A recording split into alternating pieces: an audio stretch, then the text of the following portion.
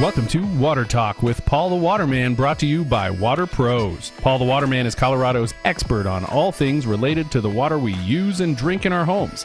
Have you ever thought about where your water actually comes from? Is it safe to drink? Is it harmful to my health, my skin, my hair? Paul the Waterman knows water, and he has the answers. Haystack Help Radio proudly presents Water Talk. Now here's your host, Scott Watley, and owner of Water Pros, Paul the Waterman. Old Ann and I, with throats burned dry and souls that cry for water, water, cool water, clear water, water. Take out the papers and the trash, or you don't get no spending cash. If you don't scrub that kitchen floor, you ain't gonna rock and roll no more. Yakety yak! Don't talk back. Just finish cleaning up your room. Oh, Paul the Waterman is in charge of our intro every week. Welcome to Water Talk. My name is Scott Watley.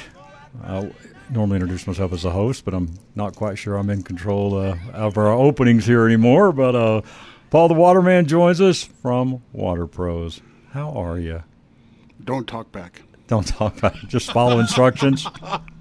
How you doing today? Good, man. How was your week? It was wonderful. It was great. I want to say a big howdy and a thank you. We have a customer or listener that we helped out this week, and he did, what we suggested, and I'm very grateful. He did his own research.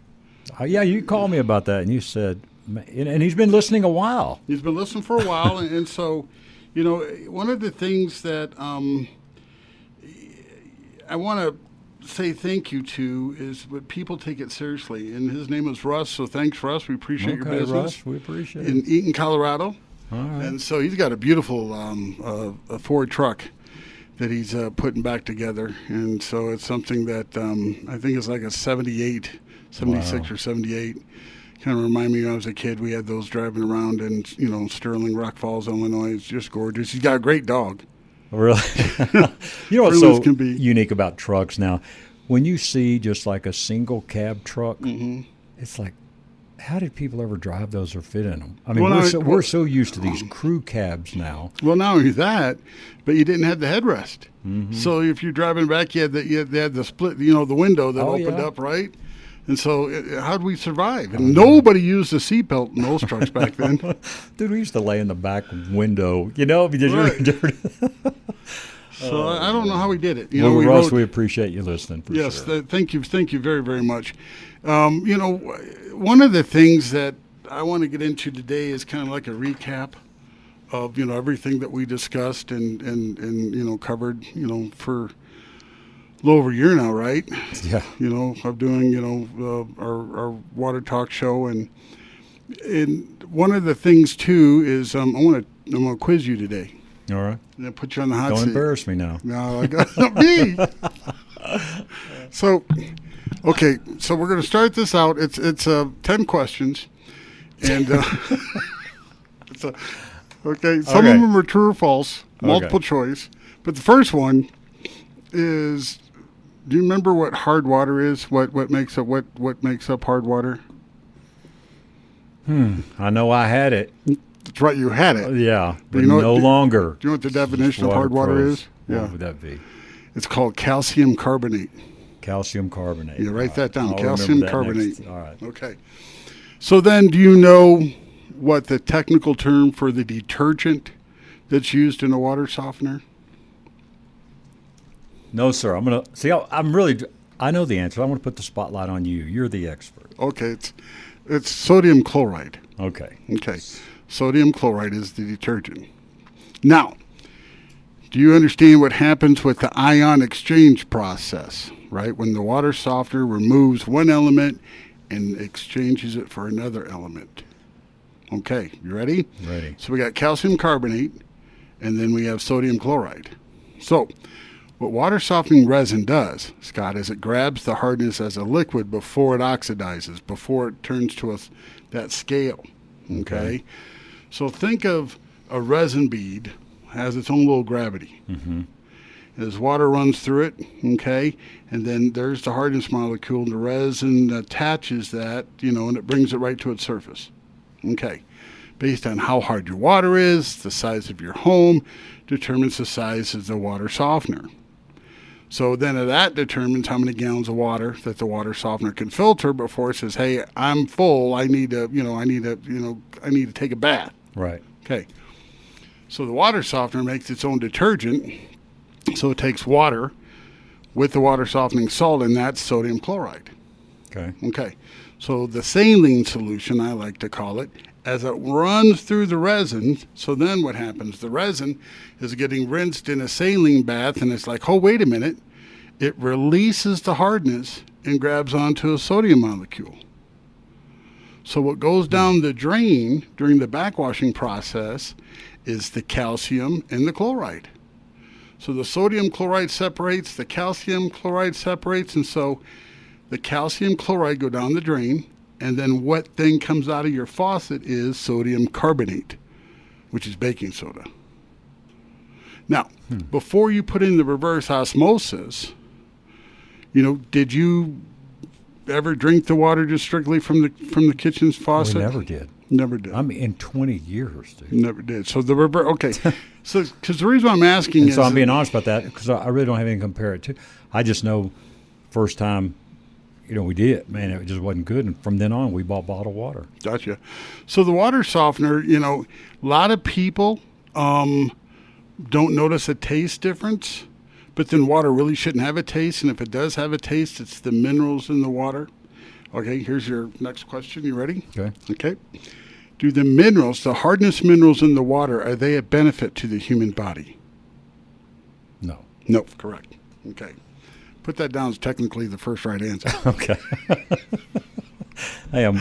Okay. Yeah. So we learned that from remember that doctor that was out of wrote that book. And he was from Nebraska. I think it was Dr. Bannock, right? Mm-hmm. So water hardness is an inorganic, which our body does not absorb anything that's inorganic. Right. So, to multiple choice question, can hard water cause kidney stones, gallstones, glaucoma, or all of the above or none of the above? All the above and much more. Absolutely correct. To be honest. There you go. Yep, that's right. So we take the minerals out of the water, and then water basically, what happens? It's H2O with no inorganic minerals, and our body can absorb it. And then the next thing we want to do after that is we add the reverse osmosis. And the reverse osmosis is nanofiltration. So when you feed the reverse osmosis soft water, what we're doing then is allowing the reverse osmosis to remove pharmaceuticals. Mm-hmm. Other elements that we don't want, the total chlorine content, the PFAS. Right. Okay. So you were kind enough to bring in this information sheet, and I really think it's wonderful. And because your pronunciation of certain tough words are better than mine. I don't know about that, but so, this is the most popular. When you ask people about what PFAS is, what the initials people hear the most. Right. Forever chemicals. And so, perfluor. How do you say that word again? Perfluoroalkyl. Yes. All right. Pronounce those other. Go ahead. You read the first. Read that. Perfluoroalkyl and polyfluoroalkyl substances. Which makes up PFAS. PFAS, yeah, That's which right. We'll just go with PFAS from here on out. Okay, but no, hold it. We started out, when we started this, how many chemicals? Oh, just a few they listed. Right, there's like 4. Yeah. And now where are we at? How many chemicals make up the PFAS family now? Mm-hmm. A few hundred. 192. Yeah. And then when we started, it was a range around 17 parts per trillion. Mm-hmm. And now they want it down to 4 parts per trillion. And then you saw an article that you helped us out with that said, hey, really, you want none. Yeah. So the point is, you know how small a part per trillion is? Very small. So it's safe to say that it doesn't take a large number to have a contaminant. Mm-hmm. And that's really what we have to pay attention to. See, a while back, we were talking to a customer in Highlands Ranch that lived and worked in Texas, and I think she worked for like a school district. And one of the things they knew back then was chemical contamination in water. But she said, "Yeah, but it's so small, it's not going to do anything." And I said, that's a great point. That's what everybody thought. It was so small, it's not going to do anything. But then they realized that small amount of contamination, it does a lot. Mm-hmm. To the point where everybody now has some form of PFAS contamination, don't we? Yeah. Yeah, it's all over.